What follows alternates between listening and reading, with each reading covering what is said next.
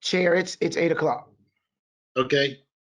I'd like to say good morning to everyone. I sincerely hope that everyone has managed their environments and things well, so that you've kept safe. And the fact that you're here with us is a very good sign, and it's so good to see everybody present. And we just encourage you to continue to do that way and stay safe and be careful in your travels and your endeavors. I'd like to call the meeting of the Portsmouth Economic Development Authority to order. As before, we will use the same format, and just to expedite things and make sure things go a little smoother. And that's the secretary, will kind of go through the agenda and call for the votes as usual. I will begin by reading the initial statement. In accordance with Governor Northam's declaration of state of emergency due to novel coronavirus, Executive Order 51 on March 12th, 2020, and the local declaration of emergency ratified by the Portsmouth City Council, and due to the coronavirus pandemic, which is continuing in the Commonwealth of Virginia, this meeting of the Portsmouth Economic Development Authority is being held by video conference on the 16th day of June 2020, without a quorum present in the 6th floor conference room in the City Hall, in order to reduce the likely spread of the coronavirus. Each EDA member is participating from their home. This meeting is being held in accordance with Portsmouth City Ordinance 2020-21. Notice of public access and participation to this electronic meeting was posted on the EDA and the city's websites. And comments to the board about this meeting were received by EDA staff via the portsmouthva.portsmouthva.gov email address by 3 p.m. Monday, June 15th. And with that done, I will call for the roll call. Yes, sir. Thank you, Chair. Good morning, everyone. Mr. Barber? I'm here. Ms. Drury? Present. Mr. Kovacic? Present. Mr. Mitchell? Here. Mrs. Saunders Smith? Here. Smith? Here. And Mr. Smith? Here. All right. Yes, sir. You have a quorum. And for the record, each one of the individual commissioners are here via electronic participation. With that, Chair, the first item on the agenda is the approval of the minutes. You all should have received the minutes, a copy of the minutes in your packet.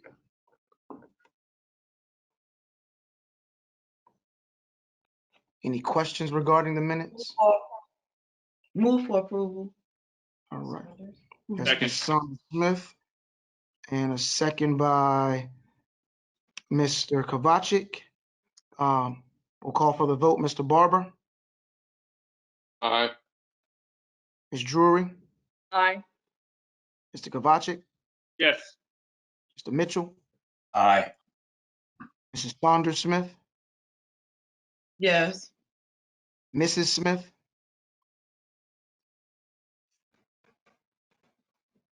Yes. And Mr. Smith? Yes. Motion carries. The next item on the agenda, Chair, would be the section regarding the financials. Again, very similar to last month. We are still working through putting together the financials, the monthly financials. We did not have any exorbitant or extravagant spending with regards to the financials again this month. We do not have them prepared for you. However, we will discuss later in the agenda some opportunities to kind of rectify that situation as we go forward. So we do not have any financials, and again, typically those financials would be sent to audit. There's not a vote on those financials typically. What we do have next would be the FY 2021 proposed budget. Staff did meet with, that would be the secretary, myself, and the assistant secretary, Mr. Brian Donahue, did meet with the budget ad hoc committee made up of Mr. Kyle Kovacic and Mr. Malcolm Mitchell. And we did put together the proposed budget. You all should have received a copy of that budget. And from this point forward, we will allow Mr. Mitchell and Mr. Kovacic to go through the budget. Now, we will go through this budget line by line and do our best to make sure you completely understand where we are from a budget standpoint. But if you have any questions, please stop and ask so we can make sure we answer as much as we can. With that, I'll turn it over to Mr. Mitchell and Mr. Kovacic. Okay. I'm going to go through the operating revenue and total general expenses, and Carol and I will try to answer any questions that you have for us, in addition with some additional information from Mr. Moore. On the operating revenue, the sale of the land, and some of these are placeholders. We're putting in $500,000. That's really for the former Earls Market, which was about 4 acres. Even though we expect to get some additional revenue coming in from Victory Village and some other properties, we decided that we weren't going to put in that full amount at this particular time.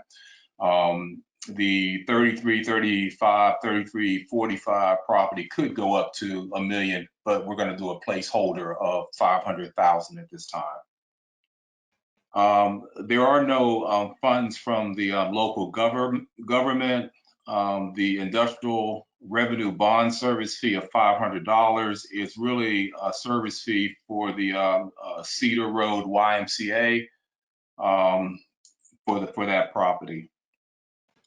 Rental investments is zeroed out, even though we do expect that sometime when we acquire the GTDC properties, they do have some tenants, and we will make that adjustment later on in the year when those properties are transferred over to us. The lease and income is from the Renaissance Hotel. That's $125,000. It's really just funds that we are holding, and as you'll see later on in the budget, they will be transferred back to the city. So total operating revenue is $625,000, and most of that increase is in the sale of the land going into next year.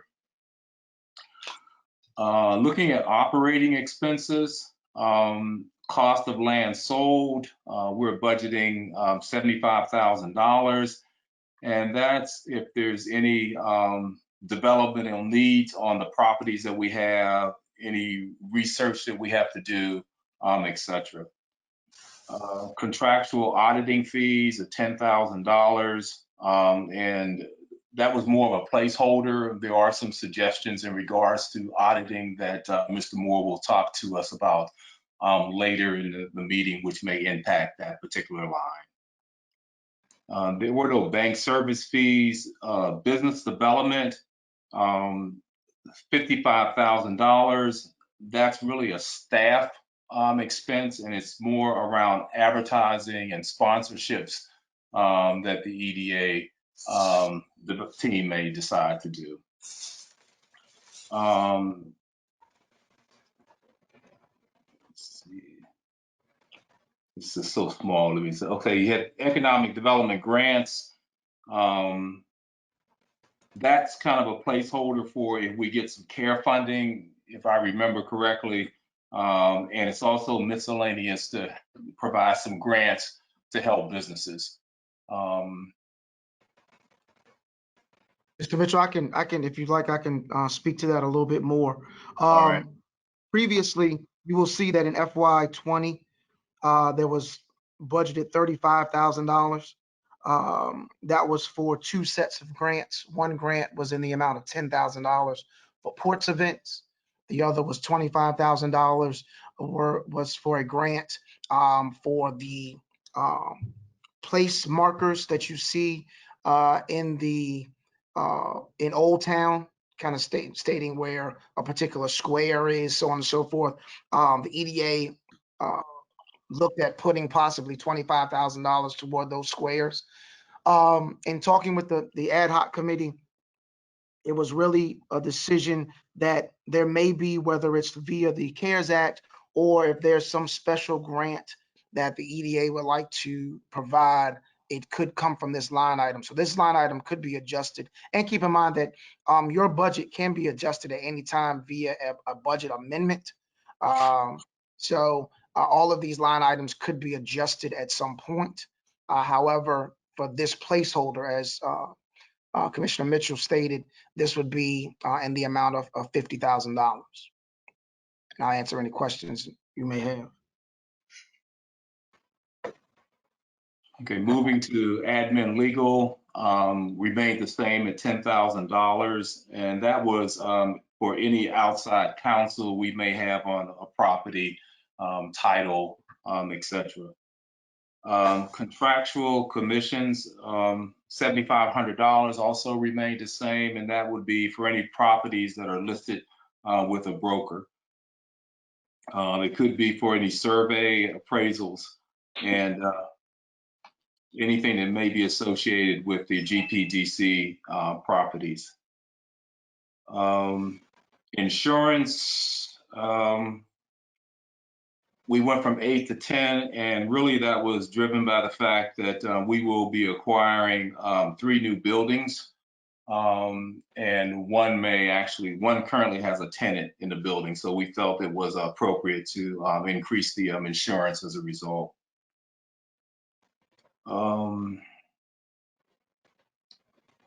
Contractual other, 175,000. My notes are correct. That was really to deal with any wetland surveys that we might have to do with any property that we have, and also based on the fact that we're expecting to start receiving a sizable income, we might want to acquire a property and do some conceptual plans and designs around those properties that we may acquire. Indirect cost allocation was just an expense that the finance department charges for their work. Training and travel was just the training that is a fund set aside for the EDA board for any training and travel that we do. I do believe there's a requirement that it can't be more than 2 people at any given time traveling together. And finally, the depreciation expenses.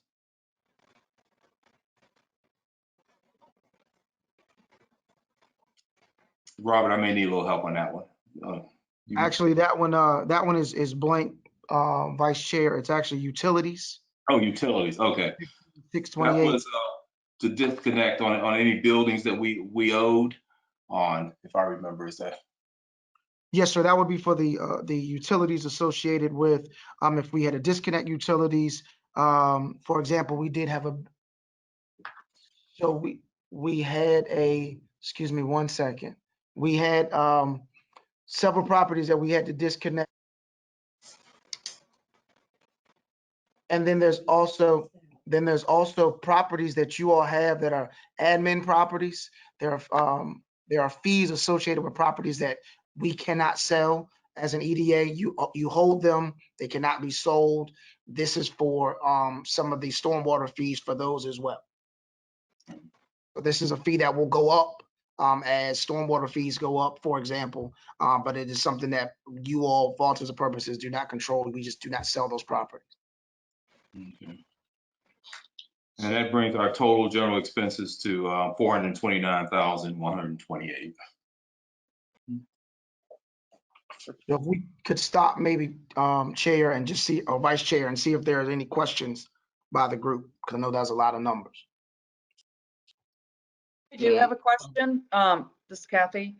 The For like the business development, when you're talking about advertising and sponsorships, is there a business or marketing plan in place for that? So that would not be for a specific business. That is for the EDA from a standpoint, for example, when there are some properties, again, that we will talk about later about acquiring. Once we acquire those properties, we want to be able to market those properties effectively. So we may use some of that money, for example, if we want to do a drone video, so on and so forth, to market EDA properties. Or if there is a sponsorship that the EDA would like to support from a standpoint of, some type of organization. We don't have it. We could also have some design collateral from a standpoint, again, of marketing, both for the office as well as for EDA property. So it's not necessarily specifically a business in Portsmouth. This is specifically to advertise and market EDA related materials and properties. Okay. Thank you. You're welcome. Okay, Robert, question back at the economic development grants, which is relative. Is there any update on that, the CARES money, the money that the city was given? I think the city manager's managing that. Is there any update on, where that stands and how it's, any kind of idea how it may be distributed? With no update as far as what the amount may be to the EDA. We did kind of take that into account. And what we looked at was essentially the max grant that you all give right now is $25,000, for example, through the local incentive program. We still anticipate that any grant that is provided through the CARES Act will be first and foremost directly for businesses that are directly responding to COVID-19, i.e. are they creating or manufacturing PPE? Are they disinfecting PPE? Are they doing some type of service that directly correlates and impacts COVID-19? Again, we have not received that determination as of yet. I know that city council and the city manager are working through that. But this, again, that 50,000 that we have in there is really more of a placeholder. We don't want to do too much. We don't want to do too little to make sure that if and when that comes through, we have a line item it can go in and a way to distribute it. But right now, we have somewhat of a plan and an idea, but without knowing the amount that we would receive, that it's just a plan and an idea right now. And will that be a separate line item that we generate? You could generate it, and I would probably more than likely suggest that you generate that as a, maybe the money comes into that line and then you create a line item specifically for those monies. That shouldn't be a problem. That way you can track how much is in there and where it's going. Right. I would recommend that so that we would kind of keep it separate so that we can identify the sources clearly. Okay, thank you. Yes, sir. And all of that will be done following this as a budget amendment later on. Okay, thank you. Any other questions? Okay. Okay, Cal, you want to take it from there, or? Yeah, absolutely. So down in the development properties section, you'll see on the next few pages a breakout of all the development properties and their expenses. And so this section kind of, just sums those up into a nice, neat little package.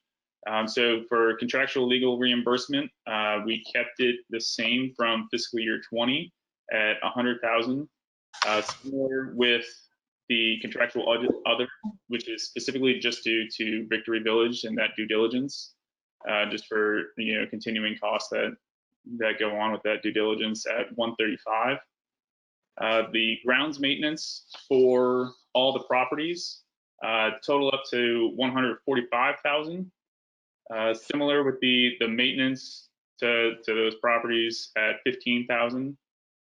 The debt service specific to the Victory Village facility is a fixed cost at 167,000 for this year. That's based on the amortization tables. We do have an increase that was passed by City Council to the stormwater cost, which affects our utility other. And that was passed 3 or 4 sessions ago. And so that increases our expense from just about 20 to 21,365. So with the total development properties total at 583, that brings our operating expenditures to just over $1 million. Are there any questions on this? I kind of ran through those kind of fast. There's a lot of information on these next couple pages. And Mr. Kovacic, if I could jump in, this is Robert. You do have a section that is listed as development properties expense details. That lists, I'm going to say, a majority of your properties. That does not list all of them. And these numbers on those 2 pages roll up into the section that Mr. Kovacic was just speaking of. The reason why this is a majority is because you do have properties that you recently received, and when I say recently, I'm going to say within the last 90 days received, that are not listed yet and have not been broken out into specific numbers. As you can see, each one of these properties has a specific 3-digit code. You have some properties that you have received from PRHA that have not been assigned a 3-digit code. However, we still cut the grass, maintain them, so on and so forth.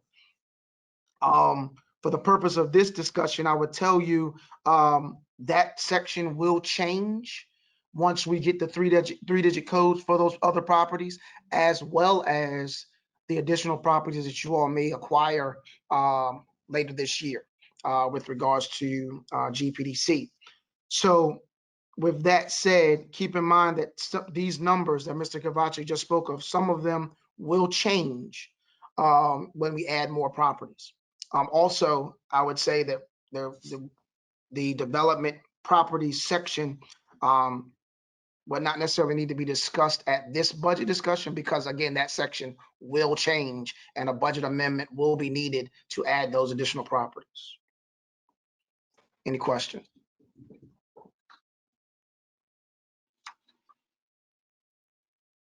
All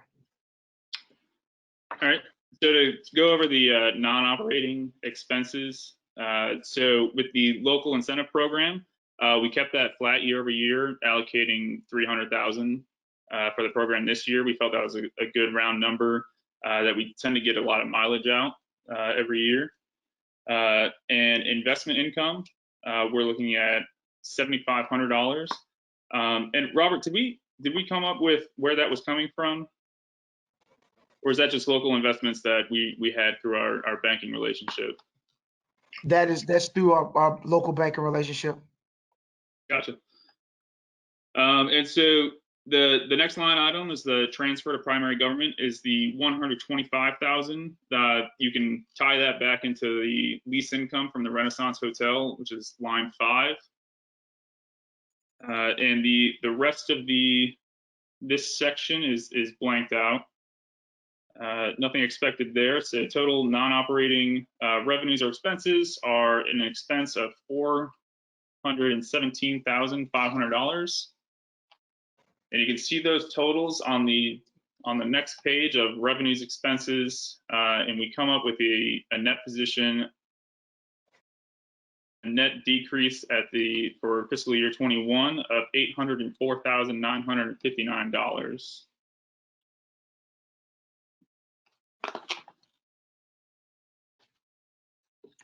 And very quickly, if I could, Mr. Kovacic, the 125,000 is again, the EDA is the pass-through for the payment from the Renaissance for the parking garage lease. So the money comes into the EDA and goes out to the city from the EDA.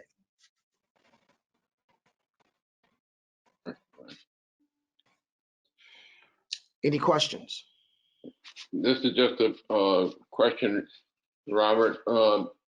you had mentioned that there might have been a possibility of funding through CDBG for local business grants. Mhm. Do we need a line item placeholder for that grant, those grants if they materialize?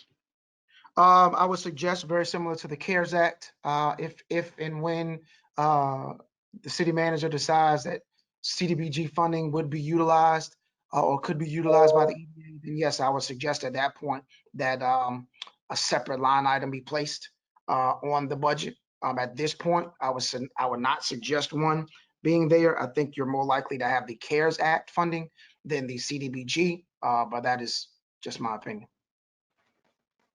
But certainly we can add that and do a budget amendment if and when you all receive that.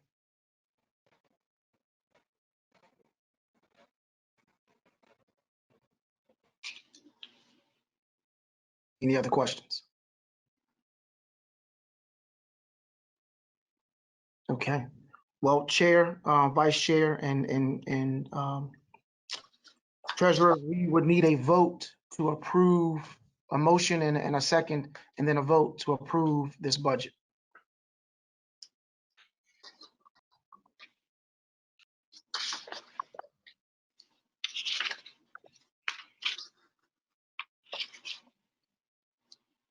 Anybody?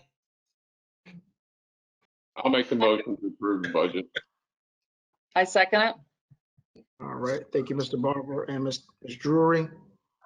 Mr. Barber, Aye. Ms. Drury, Aye.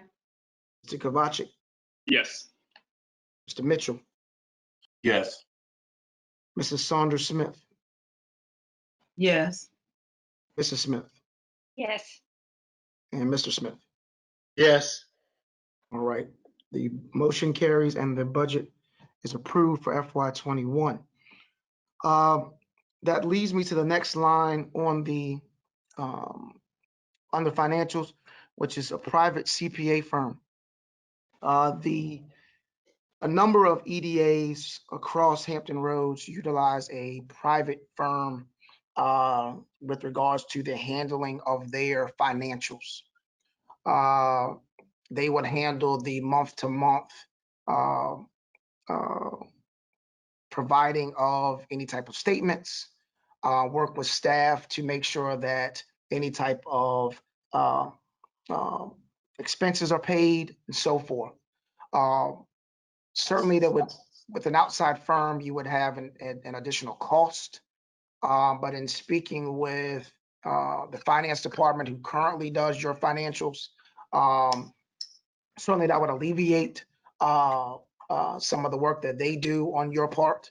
Currently, right now, you pay about $8,500, if I'm looking at that correctly on the budget, for that indirect cost. What staff would like to ask of the board is if it's okay with, again, the board, have the chair work with or appoint the budget ad hoc committee, Mr. Kovacic and Mr. Mitchell, to work with staff to research the pros and cons of an outside firm and then report back with a suggestion and a recommendation as how to move forward. This would, again, certainly add a cost to your budget. You'd have to make an amendment to the budget at some point. However, I think this gives you a little bit more control and at the same time some flexibility in the utilization of your funds and your money with regards to the Economic Development Authority, and especially as we go forward with future development and redevelopment. But I stand for any questions you may have with regards to that. Robert,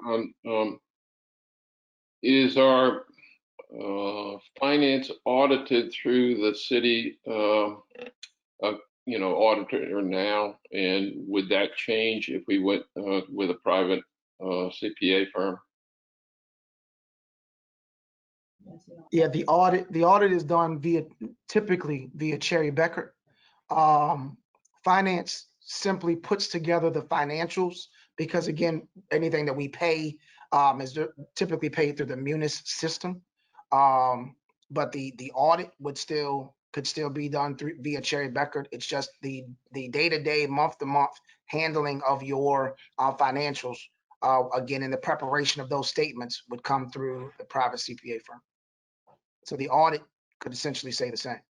What would happen is instead of working directly with finance and staff, it would be the private firm and staff when it comes to putting that audit together.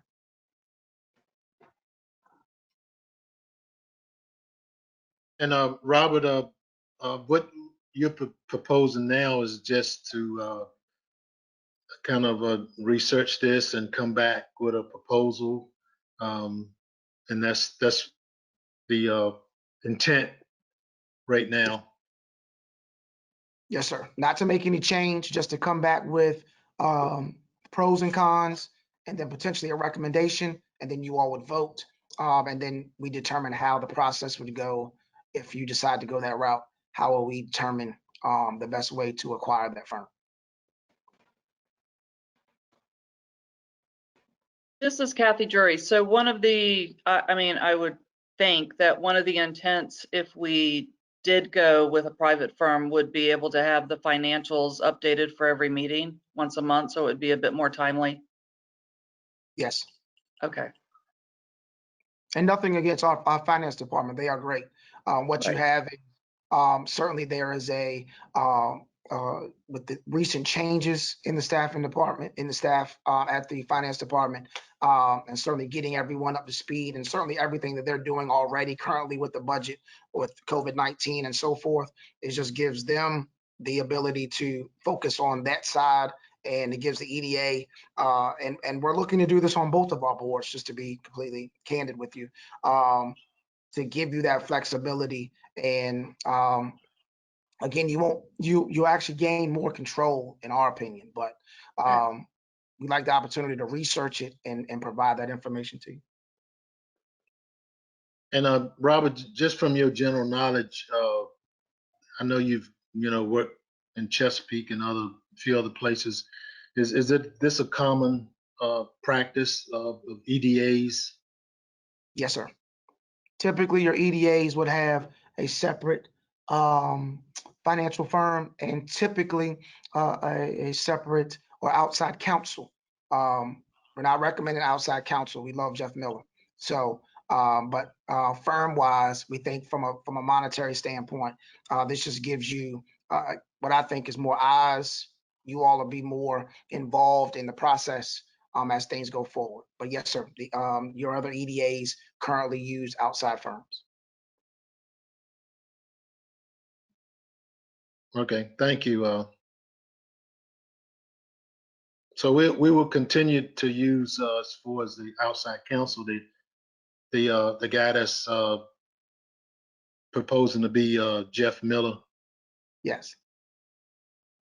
Yes. I know he looks a little different, COVID-19, but yes, that is Jeff Miller in that picture.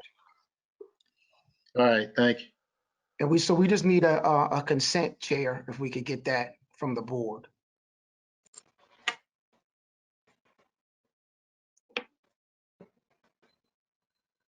So, Okay, Mr.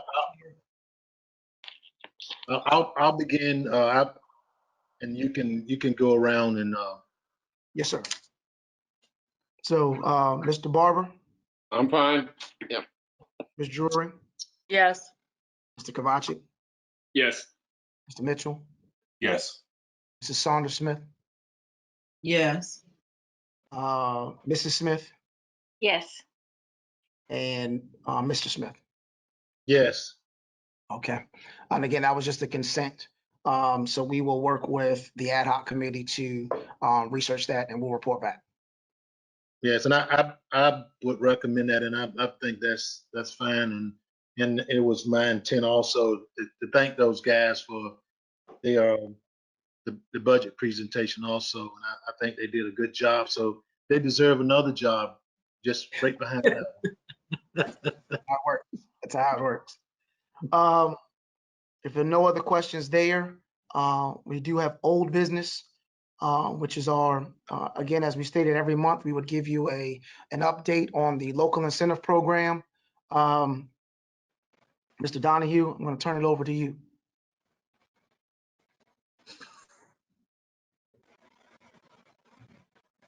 Thank you, Robert. Good morning, Chair, Vice Chair, Commissioners. Want to give you a quick update on the local incentives program. I think we've been doing this monthly, and wanted to bring you up to speed on where we are today. Give you a quick recap. Again, we are currently only approving grants administratively at a cap of $5,000 due to the COVID-19 emergency. So these are grants that are being done through staff review and approval. The funding allocation for FY20 totaled $300,000. You can see here on the slide that to date, we have awarded $148,555, and the program has a remaining balance of $151,000. If we go to the next slide, we'll have a breakdown of the grants that have been authorized. And this is current as of today. So you will see the 21 that have been approved. And for the majority of those, we have also done disbursements. They are, for the most part, completed. We've had a few grants that have been delayed in their completion due to COVID, but we do expect those to be closed out within the next 30 to 60 days going forward. So this again is a quick recap. I will note that this amount does not include applications that we have in hand and are under review that would potentially be coming to you at a later date, which would be over the $5,000 threshold at which we can approve administratively. So we have currently about 6 applications, and we would expect to potentially bring those to you within the next 30 to 60 days. Are there any questions? This is Teresa Sonner-Smith. I have one question. Do you have any that have been denied, or were all approved? Of the administrative applications that we had, no, we were able to approve all of those. We do have 6, as I had mentioned, that we are holding for the board's review and consideration. And those are really just kind of pending the next public meeting that you all would have in person. We would expect to bring those to you. Okay, thank you. Brian, roughly how much do you anticipate that those would amount to? I tallied that up. I think we're just over 97,000 in applications pending in hand. So that would leave about 53,000 or so in the bucket. Thank you. You're welcome. This is Ms. Jury. I have a question. Did we have any of the local restaurants come forward asking about using this to add additional outdoor space, or with the whole COVID in order to drive more business? We did not, no, we had not received any requests for that. We have assisted some restaurants with exterior improvements that did not include seating. I think the coffee shop on High Street has applied and has received approval for replacement of an awning, which would cover their outdoor area, but no additional seating. Again, furniture would not necessarily be eligible through this program, but certain hardscaping improvements and fencing, things of those sorts would be. So I don't know that it would assist in many ways, but we have had a restaurant pursue it just recently. Okay. But just the one. You know, Brian, some time ago, we did have a discussion on some conversation in regards to expanding beyond just facades, that if we could, if they purchase some equipment that could increase their sales. And I know that's something that we kind of tabled for further discussion, but I'd just like to, you know, pick up that discussion once we get back to face-to-face meetings. Understood. Yes, sir. Once we get to the point where we can talk about other things outside of COVID related items, then certainly we'll bring that to you. Because as you are correct, we did talk about or discuss expanding the program into different directions. So we will look forward to having that discussion when we can have it when we get back to the face-to-face.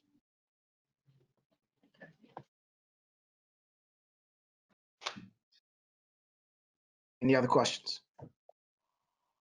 Keep in mind, I just want to be clear, this money does not roll over.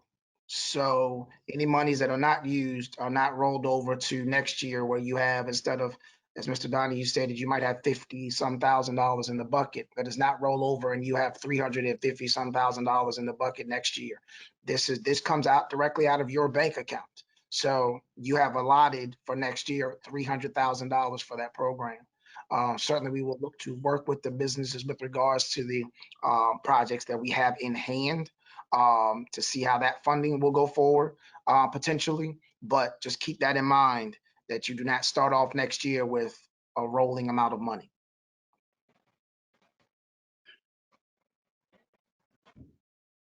Any other questions? So Brian, how many businesses do we have teed up now that have some interest in money, or have things just kind of scaled back as a result of COVID-19? We have in hand 6 applications that are under review and pending, which we would bring forward to you at a later date.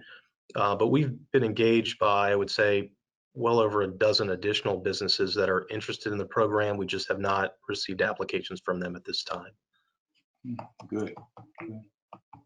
So there continues to be strong demand. It's, one of the local incentives that we can offer to a new or existing business that's looking to expand. So there's significant demand in that. I would see that continuing in the coming fiscal year as well. Can I just clarify? This is Ms. Jury. So if we have 145,000 sitting there right now, or 150,000, and we're coming up to the end of the fiscal year and we have businesses that have approached us, would we not want to get them moving a little faster to use it before the end of the year if it's going to just go away? So typically, yes, you would make that ask. I think what you've got is several different factors that come into this. One being COVID-19 and people actually doing the work inside of your space. It's even hard to get people connected at this point, just because people won't come into your location. So typically, yes, we would push to move those forward. And if you really think about it, with 6 applications, we pretty much burn the rest of that money, but we just can't bring that before you at this point.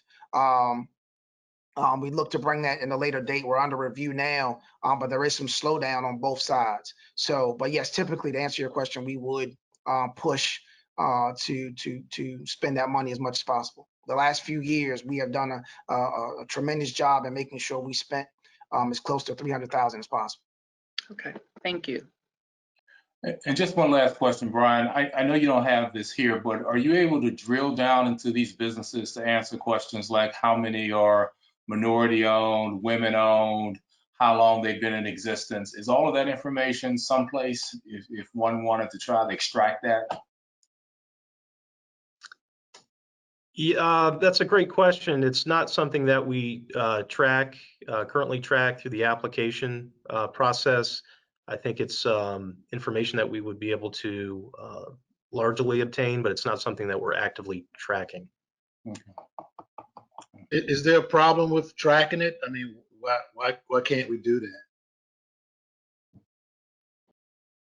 It's not that we can't, we just haven't. It's not a section on the application, so we need to amend the application to make sure we have that information readily, asked going forward. I think we want to make sure the application is consistent with what you all want to see. So we can, when we get to the point that we can have those discussions and we amend the program in some way, we can amend the application to include that, some of those questions. We don't typically use a number of those in the factor as far as whether or not you all approve the applications. However, again, we can certainly add that to the application.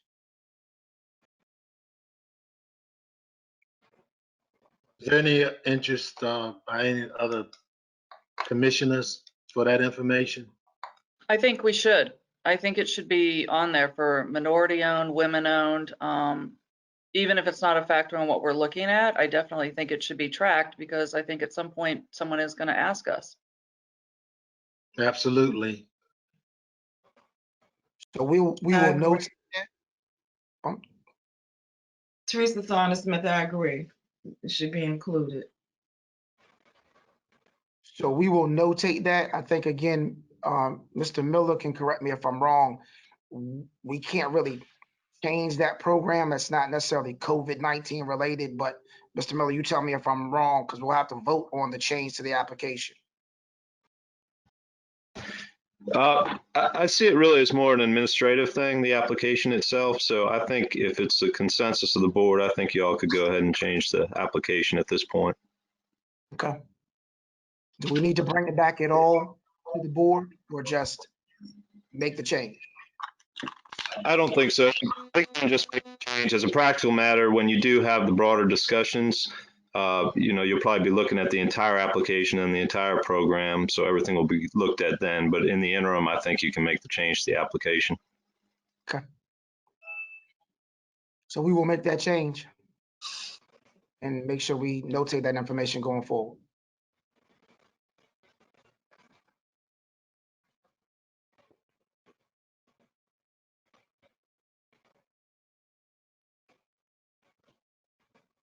Any further questions? Well, I think we're good. So we have no new business, but we do have a need to go into closed session.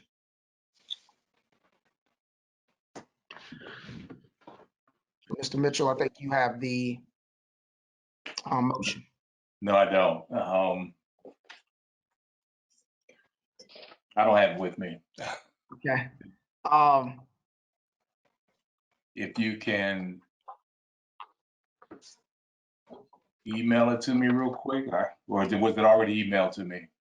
It was already emailed to you. If you could check your email real quick, we'll send it again, but if you could check your email real quick, it should be in there.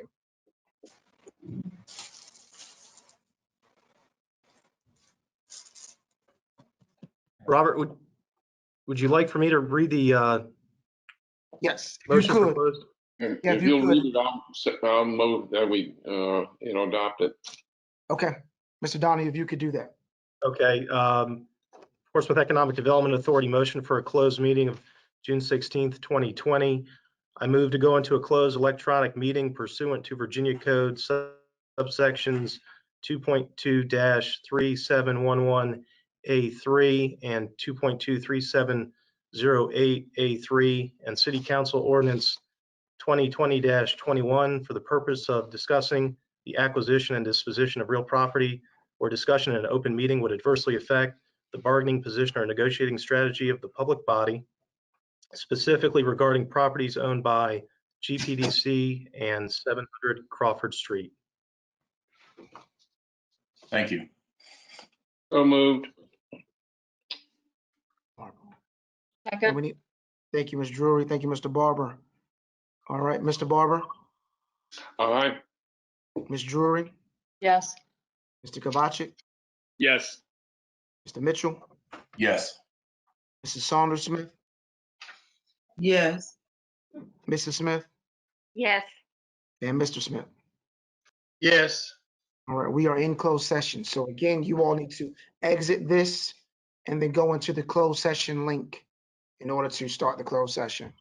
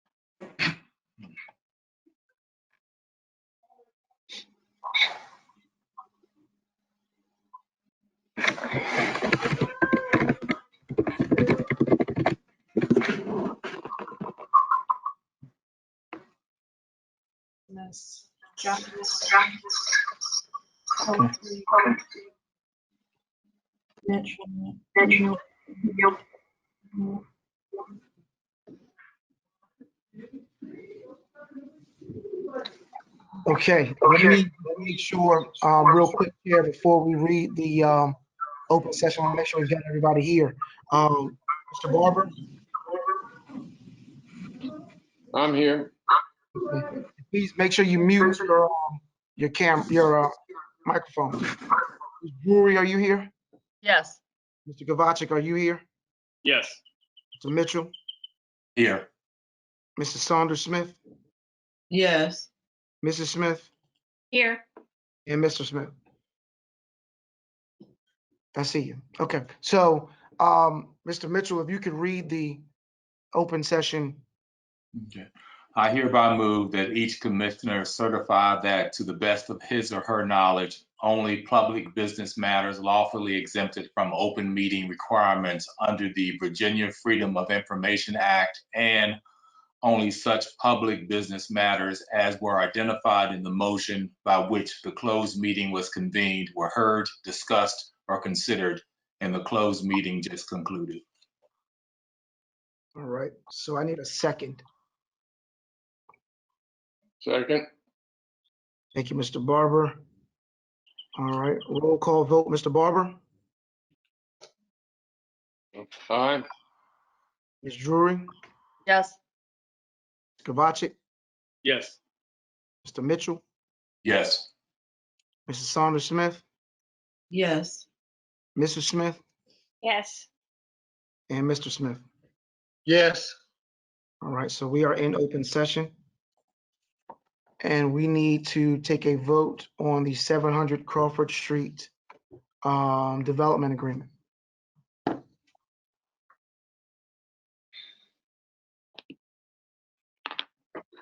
So moved. Thank you, Mr. Barber. Second. Was that Ms. Smith? Yes. Thank you, Ms. Smith. Roll call vote, Mr. Barber, Aye. Ms. Drury, Yes.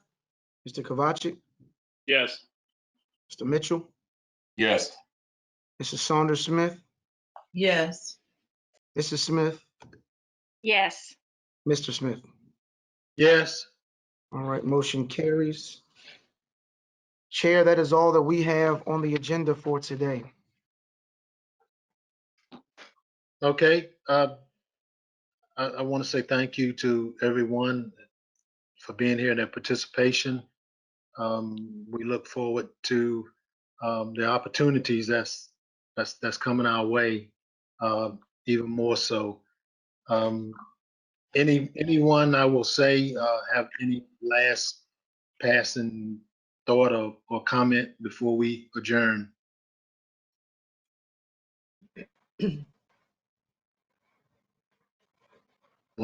One last chance. Okay. Well, thank you again for our staff, and thank you again for your diligence and your work, your hard work, and so we'll see you next time. Have a great day. All right. Take care. Meeting adjourned.